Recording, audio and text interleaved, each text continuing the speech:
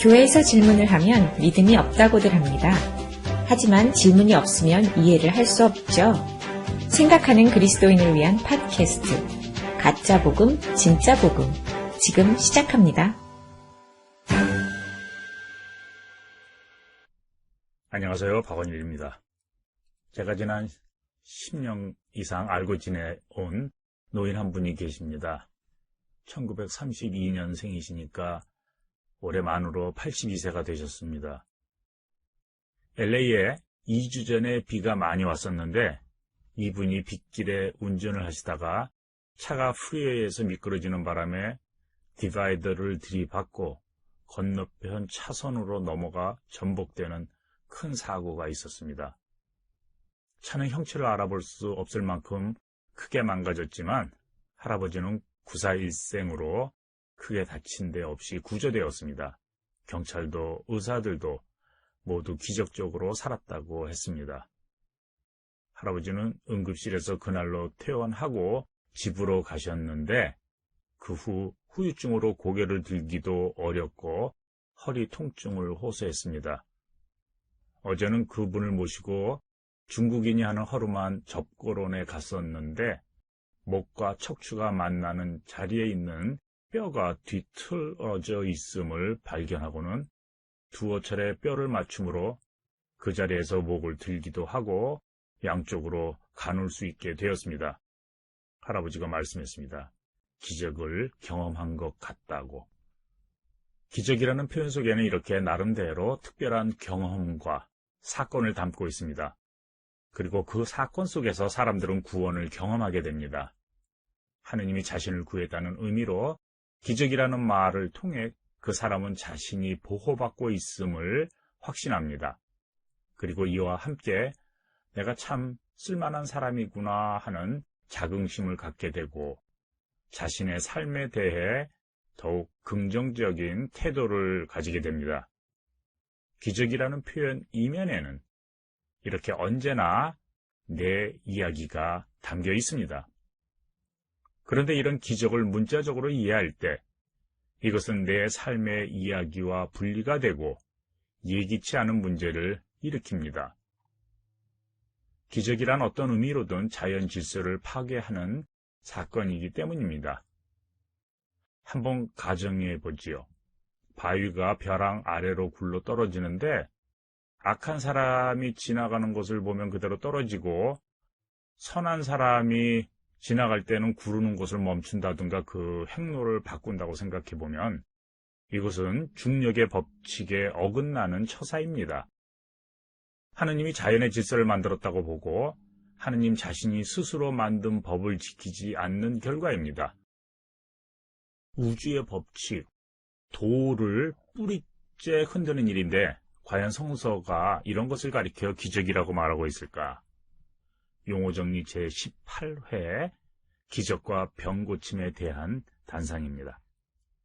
성서에는 기적적인 사건과 이야기가 많이 실려 있습니다. 비교적 짧은 복음서인 마가복음에도 기적 이야기가 수없이 등장합니다. 그중 대표적인 것이 귀신을 축출하는 것이고 열병, 문둥병, 중풍, 손마름, 혈루증 여인을 고치는 이야기, 그리고 죽은 소녀의 소생, 귀머거리, 벙어리, 소경의 눈을 뜨게 하는 등 병자를 치유하는 이야기들이 줄줄이 등장합니다. 그뿐 아니라 풍랑을 잠잠케 한다든지 물 위를 걷고 빵 몇 조각으로 수천 명을 먹이는 사건, 그리고 무화과 나무를 저주에 마르게 하는 등 소위 자연 기적들도 줄을 잇습니다. 혹자는 병고침과 기적 이야기를 별도로 취급해야 한다고 주장하겠지만 복음서에서 이 둘은 늘 맞물려 일어납니다.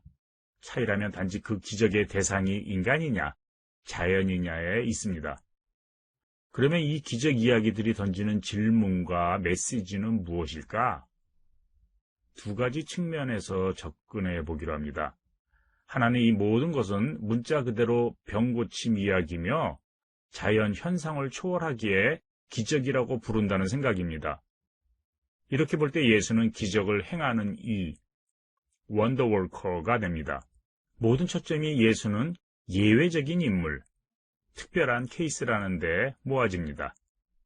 문제는 이런 특별한 능력을 가졌던 예수가 지금은 이 세상에 있지 않고, 그래서 이런 기적이 더 이상 일어나지 않는다는 데 있습니다. 일어난다면 예수의 희귀성에 문제가 됩니다.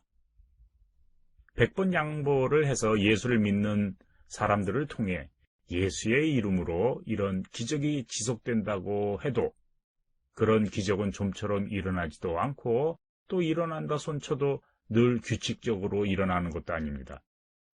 기적의 수혜자 입장에서 볼 때 형평성과 공정성에 문제가 된다는 말입니다. 왜 누구는 고쳐주고 나는 안 고쳐줍니까? 왜 감기약이 지난번에는 들었는데 이번 감기에는 듣지 않는가 하는 물음과 같습니다. 신을 인격적으로 이해한 결과입니다. 또 다른 해석 방법으로 예수의 기적과 병고침 이야기는 어떤 메시지를 담고 있다고 보는 것이며 이것은 은유적이고 상징적인 해석을 통해 접근할 수 있다는 입장입니다. 저의 생각도 그렇습니다. 즉 예수가 행했던 일들은 지금도 여전히 사건으로 경험할 수 있다는 말입니다. 기적과 병고침에 담긴 메시지가 우리에게 여전히 구원을 줍니다. 이런 의미에서 예수는 예외적인 인물이 아니라 모범적인 인물이어야 합니다. 우리로 하여금 인간이 마땅히 살아가야 할 길을 보여주신 분으로 우리도 예수처럼 살 수 있다. 바로 여기에 우리 그리스도인들의 관심이 있습니다. 그렇지 않고 만일 예수가 행한 일, 그 기적이 정말 단지 병만 고쳤다면은 그 선한 행실이 왜 지배체제를 불편하게 하고 결국 그를 죽음으로 몰고 갔을까? 오히려 병을 고쳤으니 잘했다고 칭찬받아야 마땅한 일이 아닐까? 마가복음 6장 5절에 보면 예수가 자신의 고향에서는 아무 권능도 행할 수 없다는 그런 말이 있는데 이게 또 무슨 의미일까? 예수를 병 고치는 사람으로 볼 때 권능, 기적을 행할 수 없을 때도 있었다는 점은 그의 한계를 폭로하는 셈이 되고 이것은 분명 믿는 자들을 당황하게 할 것입니다. 그래서 마가복음 1장에 나오는 문둥병자 고치는 이야기를 통해서 기적과 병고침의 의미를 다시 한번 생각해 보기로 합니다. 마가복음 1장 40절로 45절을 먼저 읽어봅니다. 한 문둥병자가 예수께 와서 꿇어 엎드려 간구하여 가로되 원하시면 저를 깨끗게 하실 수 있나이다. 예수께서 민망히 여기사 손을 내밀어 저에게 대시며 가라사대 내가 원하노니 깨끗함을 받으라 하신대 곧 문둥병이 그 사람에게서 떠나가고 깨끗하여진지라. 엄히 경계하사 곧 보내시며 가라사대 삼가 아무에게 아무 말도 하지 말고 가서 내 몸을 제사장에게 보이고 내 깨끗게 됨을 인하여 모세의 명한 것을 들여 저희에게 증거하라 하셨더니 그러나 그 사람이 나가서 이 일을 많이 전파하여 널리 퍼지게 하니 그러므로 예수께서 다시는 드러나게 동네에 들어가지 못하시고 오직 바깥 한적한 곳에 계셨으나 사방에서 그에게로 나아오더라.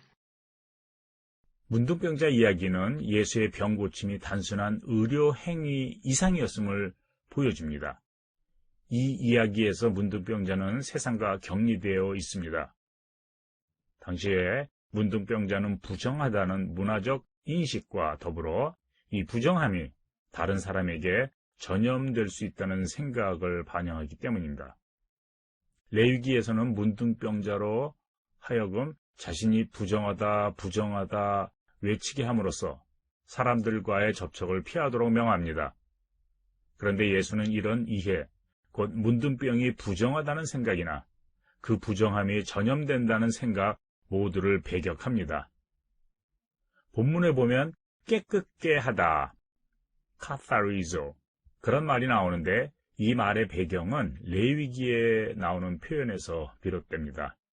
제사장이 그를 정하다, 깨끗하다 할 것이요. The priest shall pronounce him clean. 제사장은 병자를 정하게, 깨끗게 할 수 없습니다. 병을 낫게 하는 것은 하느님의 영역이고 제사장은 단지 그가 나았음을, 깨끗게 되었음을 선포할 뿐입니다. 마가복음의 문둥병자 경우도 마찬가지입니다. 마가복음 1장 40절에 원하시면 저를 깨끗게 하실 수 있나이다. 이렇게 개역 한글이 번역하고 있지만 실은 원하시면 저를 깨끗하다 선포하실 수 있나이다. 이렇게 읽어야 합니다. 똑같은 단어 카타리조가 마가복음 7장 19절에도 나옵니다. 모든 식물을 깨끗하다 하셨느니라. 분명 모든 식물을 깨끗게 만든 것은 아닙니다.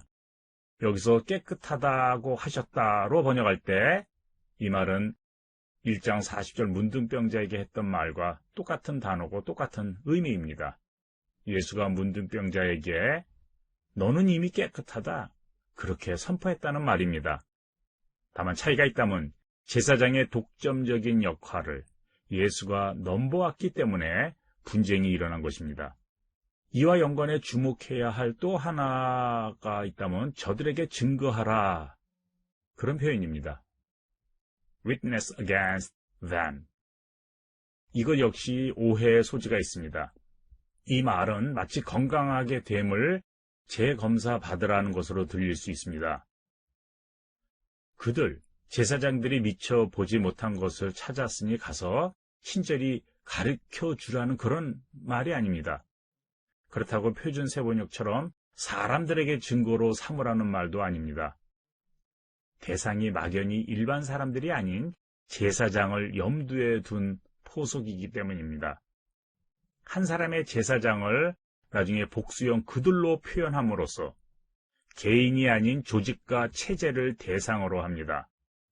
같은 표현, 저들에게 증거로 삼으라는 말이 마가복음에 2번 더 등장하는데 한 번은 제자들을 전도여행 보내면서 그들의 말을 듣지 않을 경우 신발의 먼지를 떨어버려 저들에게 증거로 삼으라는 말이고 또 한 번은 13장의 마지막 때에 관한 말 중에 제자들이 회당에서 매질하는 권력자와 임금 앞에서 증거를 해야 할 때가 올 거라는 말인데 지배체제의 하수인인 그들에게 보이는 저항적인 몸짓입니다. 메리 더글라스라는 사람이 있었습니다. 자신의 책 정결함과 위험, Purity and Danger, 그 책에서 정결법이 위생과 관련이 있다기보다는 사회 체제와 연관되어 있음을 간파했습니다. 부정함, 정결치 못함이란 사회 질서에 어울리지 않는 상태를 말하고 그런 의미로 기존 체제에 위험한 것으로 인식이 됩니다. 그 책 일부를 소개해보면 오물, dirt, 오물이란 잘못 배치된 물질로서 두 가지 전제 조건을 가지는데 곧 잘 정돈된 관계와 그것에 위배되는 무엇이다. dirt, 오물이란 결코 독특한 별개의 사건이 아니다. 오물이 있는 곳에는 체제가 있다. 오물이란 물질을 분류하고 체계적 질서를 세우는 과정에 불필요한 요소를 제거하면서 나온 부산물이다. 이렇게 dirt, 오물로 분류된 제거의 대상을 잘 정돈된 관계, 곧 기존 체제로 다시 불러들이는 행위는 지배체제 집권자의 눈에는 분명 위험한 행위로 보일 것입니다.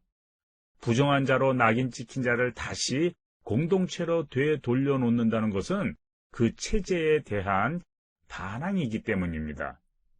예수의 기적과 병고침은 이런 사회적 맥락에서 이해해야 합니다.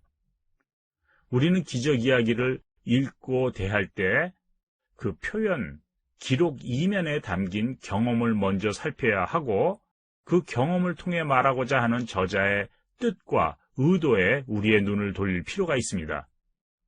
글을 읽고 이해한다고 할 때 그 쓰여진 글을 당시 사회적 맥락에서 이해할 뿐만 아니라 이것을 지금의 내 말로 바꿀 수 있는 그런 노력도 포함합니다.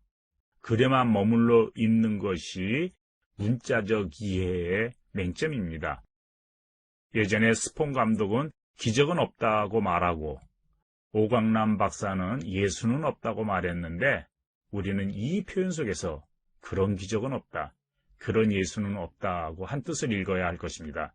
그리스도교란 그런 기적의 종교가 아닙니다. 기적 이야기를 통해 전하고자 하는 것은 하느님과 인간의 연계성을 확인함이 첫째 목적입니다.